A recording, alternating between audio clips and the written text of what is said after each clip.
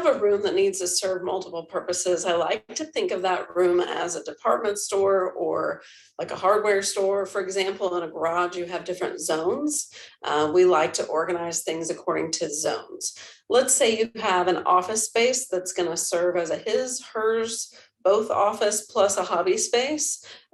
Designate specific places in that room for specific purposes. So maybe you have a storage closet that's going to be all hobby stuff, and then the file cabinet and desk area is going to be all work stuff.